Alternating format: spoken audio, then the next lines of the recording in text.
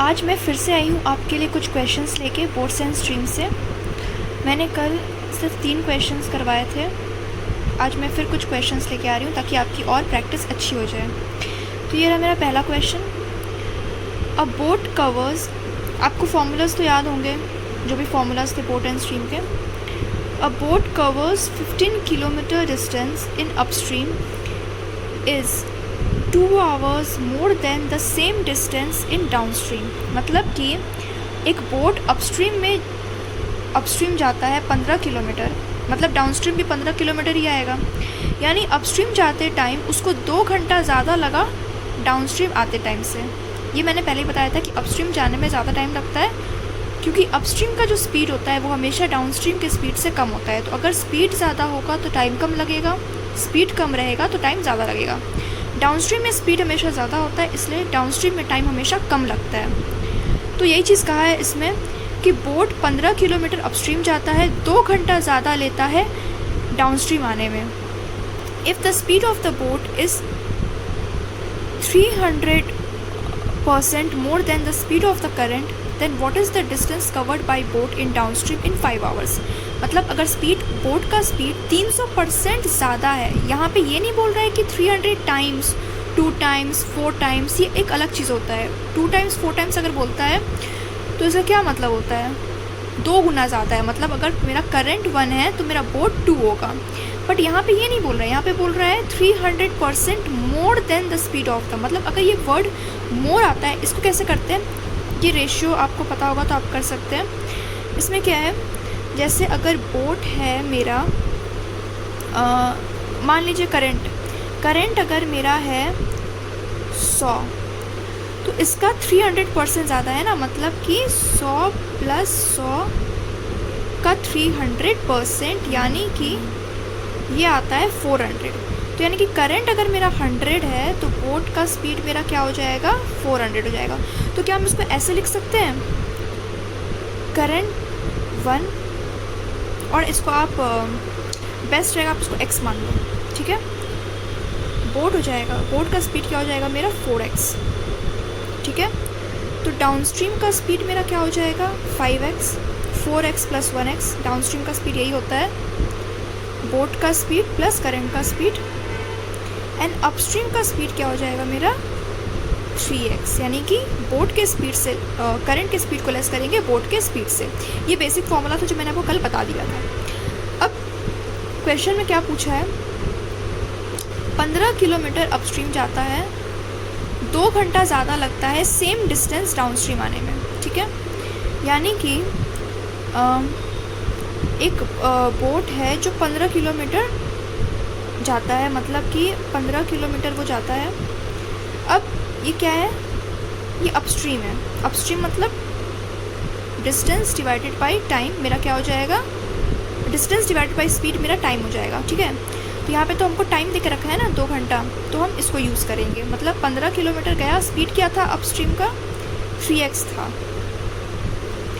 Minus अब downstream के time को, मतलब ये अपस्ट्रीम का टाइम माइनस डाउनस्ट्रीम का टाइम मेरा क्या हो जाएगा 2 hours हो जाएगा ना। डिफरेंस तो 2 hours ही है दोनों के टाइम के बीच में। तो मैं वही फॉर्मूला लिखूँगी। फिर से वो 15 किलोमीटर गया डाउनस्ट्रीम, कितने देर में गया 5x टाइम में गया, और इन दोनों का जो डिफरेंस है वो मेरा 2 hours है। इतना क्लियर हो गया। इसको सॉल्व करने पे क्या आएगा, x = 1 आएगा।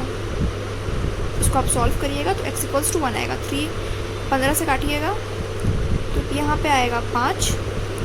अगर आप 5 को काटते हैं 15 को काटते हैं 5 से, यहाँ पे 3 आएगा, यानी कि 3 - 5 - 3 2 हो जाएगा, और ये क्या हो जाएगा 2x हो जाएगा, यानी कि x = 1 हो जाएगा। अब इस x = 1 यहाँ पे पुट करिए, तो यानी कि मेरा डाउनस्ट्रीम हो गया 5 km/h, अपस्ट्रीम हो जाएगा मेरा 3 km/h, करंट हो जाएगा 1, और बोट का स्पीड हो जाएगा मेरा 4। यही होगा ना। पूछा क्या है यहाँ पे, what is the distance covered by boat in downstream in 5 hours। मतलब टाइम देख के रखा है, आपको स्पीड पता है 5 है, तो क्या हो जाएगा डिस्टेंस मेरा हो जाएगा मेरा टाइम, स्पीड है मेरा 5 km/h और मेरा टाइम है 5 hours। तो मेरा डिस्टेंस क्या होगा, यहाँ पे इस पॉइंट का मेरा डिस्टेंस क्या हो जाएगा 5 km/h into 5 hour which is equals to 25 kilometer मेरा आंसर हो जाएगा। उम्मीद करती हूँ आपको यहाँ तक समझ में आ गया। ये क्वेश्चन यहीं पर ख़त्म होता है, इसका आंसर हो जाएगा 12 किलोमीटर, यही डिस्टेंस ट्रैवल किया है ये रहा मेरा दूसरा question. A man can row 3/4 of kilometer against the stream in 11:1/4 minutes and return in 7:1/2 minutes. The speed of the man in still water. अब देखिए, अब मैन बोले बोट बोले, बात तो एक ही है। कुछ भी आप चीज़ है जिसका अपना एक स्पीड होता है तो फॉर्मूला वही लगता है। करंट तो करंट ही रहेगा, चाहे इंसान जाए पानी में, चाहे बोट जाए पानी में, चाहे शिप जाए, कुछ भी जाए पानी में, करंट का तो एक अपना स्पीड रहता है। और हो सकता है क्वेश्चन में हमेशा बोट ना दे, उसकी जगह पे कभी मैन दे देगा, कभी शिप दे देगा, कभी कुछ दे देगा, तो सबका तरीका एक ही होता है निकालने का। आप बोट की जगह पे मैन को पुट कर दीजिए, ठीक है। ओके, अब यहाँ पे क्या बोल रहे हैं, एक आदमी है जो 3/4 of किलोमीटर मतलब 3/4 डिस्टेंस वो ट्रैवल कर रहा है अगेंस्ट द स्ट्रीम। मतलब क्या जा रहा है, वो अपस्ट्रीम जा रहा है ना। वो कितने देर में जा रहा है, 11:1/4 मिनट्स। तो 11:1/4 मिनट्स को हम कैसे लिखते हैं,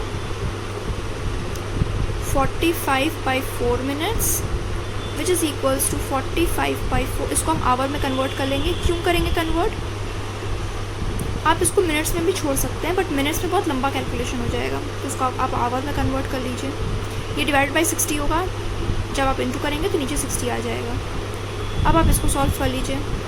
15 3 जा एंड ये हो जाएगा 4 जा, यानी कि 16। ये हो जाएगा 3/16 किलोमीटर पर आवर। ये मेरा अपस्ट्रीम का स्पीड हो गया ना। ये मेरा क्या है, ये मेरा अपस्ट्रीम का स्पीड है। सॉरी, किलोमीटर पर आवर नहीं होगा, सॉरी, 3/16 आवर्स। ये मेरा अपस्ट्रीम जाने में लगा मुझे इतना टाइम, ठीक है। अब डाउनस्ट्रीम जाने में मुझे कितना टाइम लग रहा है। एंड रिटर्न इन, देखिए हमेशा रिटर्न अपस्ट्रीम नहीं होता है। यहाँ पहले क्या बोला, पहले वो आदमी अगेंस्ट द स्ट्रीम गया। अगेंस्ट द स्ट्रीम मतलब क्या, स्ट्रीम का डायरेक्शन अलग है और इंसान जो आदमी है उसका डायरेक्शन अलग है, यानी कि वो अपस्ट्रीम गया ना। तो पहले वो अपस्ट्रीम गया लेकिन रिटर्न किया, तो रिटर्न करते टाइम तो वो डाउनस्ट्रीम हो जाएगा।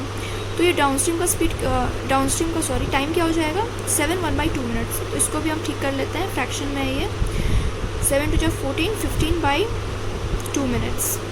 तो अब इसको क्या लिख सकते हैं, 15/2 × 60, यानी कि आप इसको लिख सकते हैं 1/8 आवर, ठीक है। अब पूछा क्या है, the speed of the man in still water. उस आदमी का स्पीड कितना है स्टिल वाटर में, ठीक है। ये करने से पहले हमको क्या निकालना है, इसका मतलब क्या हो गया, बोट का स्पीड निकालना है, यानी कि आदमी का स्पीड निकालना है, बात एक ही है। लेकिन उसके लिए हमको क्या पता होना चाहिए, हमको अपस्ट्रीम का स्पीड पता होना चाहिए और डाउनस्ट्रीम का स्पीड पता होना चाहिए। अपस्ट्रीम का टाइम दिया हुआ है, डाउनस्ट्रीम का टाइम दिया हुआ है, क्या स्पीड निकल सकता है, हाँ बिल्कुल निकल सकता है। यहाँ पे 3/4 of किलोमीटर बोल दिया है, कितना डिस्टेंस ट्रैवल किया है। मतलब अगर हम अपस्ट्रीम को पहले लेते हैं तो क्या बोला है, 3/4 किलोमीटर्स वो ट्रैवल किया अगेंस्ट द स्ट्रीम, यानी कि 3/4 डिस्टेंस वो ट्रैवल किया। टाइम क्या लगा उसको, 3/16 लगा ना, 3/16 आवर्स लगा। आप इसको सॉल्व करिएगा तो क्या आएगा, 3 कट जाएगा, ये हो जाएगा 4 किलोमीटर पर आवर। ये अपस्ट्रीम का स्पीड है। डाउनस्ट्रीम का स्पीड क्या हो जाएगा, अगर अपस्ट्रीम वो 3/4 क्या है तो डाउनस्ट्रीम क्या जाएगा, 1/4 जाएगा ना, रिमेनिंग डिस्टेंस ही तो ट्रैवल करेगा। तो 1/4 ये आ गया। और इसका स्पीड, इसका टाइम क्या दिया हुआ है, 1/8 दिया हुआ है। इसको सॉल्व करने पे क्या आएगा, 2 किलोमीटर पर आवर। यहाँ तक आप सबको समझ में आ गया, ये आ गया 2 किलोमीटर पर आवर। अब क्या पूछा है, the speed of the man in still water. तो ये फॉर्मूला था बोट का या मैन का, जो भी आप बोलो, जो भी क्वेश्चन में दिया रहेगा, इसका फॉर्मूला था downstream plus upstream divided by 2। मतलब डाउनस्ट्रीम का स्पीड अपस्ट्रीम का स्पीड डिवाइडेड बाई 2। तो डाउनस्ट्रीम का स्पीड क्या आया मेरा 2 किलोमीटर और अपस्ट्रीम का आया मेरा 4 डिवाइडेड बाई 2, यानी कि 3 किलोमीटर पर आवर हो जाएगा मेरे, ये जो आदमी है उसका स्पीड हो जाएगा 3 kilometre per hour. Hope so आपको ये क्वेश्चन बिल्कुल समझ में आ गया। आप इस क्वेश्चन को कॉपी भी कर सकते हैं, ये सब बहुत इंपॉर्टेंट क्वेश्चन है, यही सब क्वेश्चन एग्जाम में पूछे जाते हैं। ये रहा मेरा तीसरा question. Ratio of upstream speed of boat to the speed of river current is 4:1. It covers 42 km in downstream in t hours and 24 km in upstream in t-1 hours.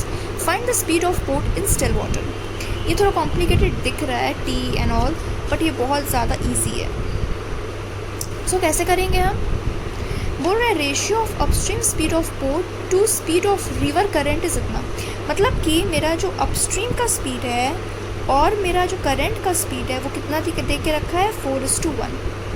ये दिया हुआ है, ठीक है. यानी कि ये क्या हो जाएगा 4x हो जाएगा और ये हो जाएगा x, ठीक है. तो मेरा बोट का स्पीड क्या हो जाएगा?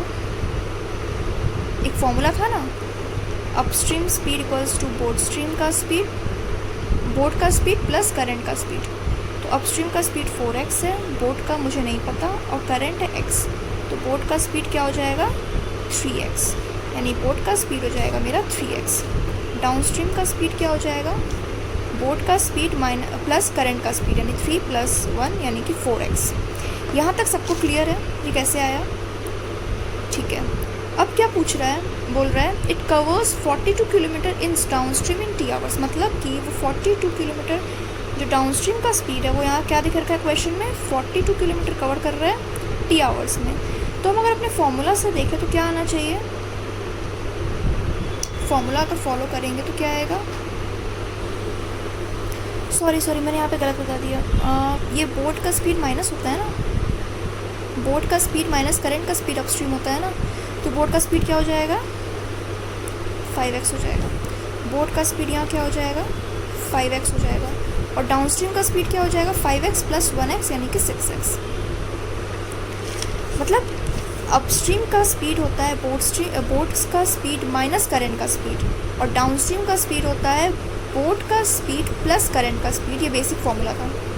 ओके, तो क्वेश्चन में क्या बोला है 42 किलोमीटर वो डाउनस्ट्रीम गया t आवर्स में. मतलब मेरे अकॉर्डिंग तो क्या होना चाहिए यहाँ पे 6x होना चाहिए ना. मतलब 6x 42 / 6x, मतलब 42 मेरा डिस्टेंस है और 6x मेरा स्पीड है. बट क्वेश्चन में बोलता है t आवर्स है, इन t आवर्स. मतलब कि इसको हम जब सॉल्व करेंगे तो मेरा क्या आया 7/x आवर्स आया. ये मेरा है मेरे हिसाब से, बट क्वेश्चन के हिसाब से ये क्या है t आवर्स है. मतलब ये इक्वल होगा t के, ये हम बोल सकते हैं कि t के इक्वल है. सिमिलरली जब हम अपस्ट्रीम का निकालते हैं तो यहाँ पे क्या बोल रहा है 24 kilometre in upstream in t-1 hours. तो 24 किलोमीटर वो गया. मेरा अपस्ट्रीम का स्पीड क्या था 4x था. मैं यहाँ 4x लिखूँगी. ये क्या आएगा मेरा 6/x आएगा, जो कि मेरा इक्वल होगा t-1 से. ये मेरा t-1 से इक्वल है. अब कुछ नहीं करना है, अब वैल्यू को खाली पुट कर देना है. मतलब अगर t मेरा 7/6 है तो मैं 7/x है तो मैं इसको t की जगह पुट कर दूँगी. तो ये क्या हो जाएगा 6/x = 7/x - 1. ये मैं लिख सकती हूँ ना. तो 1 = क्या हो जाएगा 1/x, यानी x = क्या हो जाएगा मेरा 1 हो जाएगा. ये हम कर सकते हैं. अगर मेरा x1 है तो यहाँ मैं पुट कर लूँगी. मतलब मेरा अपस्ट्रीम हो जाएगा 4, करंट हो जाएगा 1, बोट का स्पीड हो जाएगा मेरा 5 और डाउनस्ट्रीम का स्पीड हो जाएगा मेरा 6. पूछा क्या है find the speed of the boat in still water. तो बोट का स्पीड तो मेरा 5 हो गया ना, 5 km/h. तो ये मेरा आंसर हो जाएगा. अब कुछ भी पूछेगा बता देंगे, आप बोट भी बता देंगे, आप डाउनस्ट्रीम का भी स्पीड बता सकते हैं, आप अपस्ट्रीम का भी स्पीड बता सकते हैं, आप करंट का भी स्पीड, कुछ भी पूछेगा बता देंगे आप इजीली. तो आंसर हो जाएगा 5 km/h. आपसे पूछा था बोट का स्पीड, तो बोट का स्पीड हो गया 5 km/h. ये रहा आज का मेरा last question. Speed of stream of river is 20% of the speed of boat in downstream and time taken to cover 48 km in upstream is 4 hours, and speed of boat in still water is equal to the speed of train A which crosses a standing man in 36 seconds. Then find the length of train A. अब आप पूछेंगे ये train कहाँ से आ गया, तो घबराने की बिल्कुल भी ज़रूरत नहीं है. हम इसको धीरे धीरे सॉल्व करेंगे और आप देखिएगा कि चुटकी में आंसर आ जाएगा.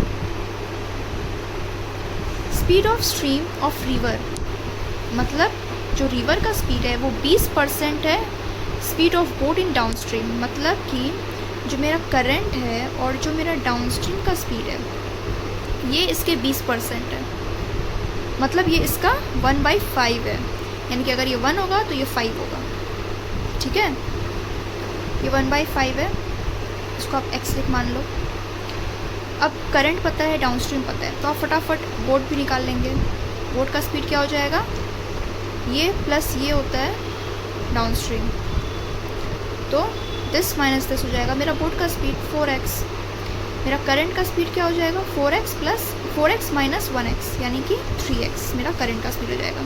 अब मैं बार बार रिपीट नहीं करूँगी फॉर्मूला, क्योंकि अब तक आपको याद हो चुका होगा फॉर्मूला। ये आ गया मेरा। अब क्या बोल रहा है, time taken to cover 48 kilometer in upstream is 4 hours. मतलब आपको अपस्ट्रीम के लिए क्या बोला है, 48 किलोमीटर कवर करता है 4 आवर में, यानी अपस्ट्रीम का स्पीड आपको दे के रखा है 12 किलोमीटर पर आवर। लेकिन यहाँ पे तो मेरा अपस्ट्रीम आया था 3x, यानी कि 3x मेरा 12 किलोमीटर पर आवर के बराबर होगा, यानी कि x मेरा क्या हो जाएगा, मेरा x हो जाएगा 4। अगर 3x मेरा 12 किलोमीटर पर आवर के बराबर है तो देयरफॉर मेरा x क्या हो जाएगा 4 किलोमीटर पर आवर, यानी कि अगर 4 किलोमीटर पर आवर है तो मेरा बोट का स्पीड क्या हो जाएगा 16 किलोमीटर पर आवर। और ये क्या हो जाएगा डाउनस्ट्रीम 4 × 5 20 किलोमीटर पर आवर, और मेरा करंट हो जाएगा 4 किलोमीटर पर आवर। खाली पुट करना है वैल्यू आपको, x आ गया आपका, खाली पुट कर दीजिए। मेरा सारा आ गया, स्पीड आ गया। अब पूछा क्या है, अब बोल क्या रहा है, speed of boat in still water is equal to speed of train A. मतलब जो मेरा बोट का स्पीड है 16 किलोमीटर पर आवर, यही मेरा ट्रेन ए का भी स्पीड है, जो कि क्रॉस करता है एक आदमी को 36 सेकंड्स में। तो तुमको लेंथ बताना है ट्रेन ए का। मतलब मेरा ट्रेन ए का स्पीड मुझे पता है क्या, हाँ मुझे पता है स्पीड कितना है 16 किलोमीटर पर आवर, क्योंकि ट्रेन ए का स्पीड बोट के स्पीड से इक्वल था। तो अगर बोट का स्पीड 16 किलोमीटर पर आवर है तो मेरा ट्रेन ए का भी स्पीड 16 किलोमीटर पर आवर होगा। एक आदमी को क्रॉस करता है, उसको टाइम कितना लग रहा है 36 सेकेंड्स लग रहा है।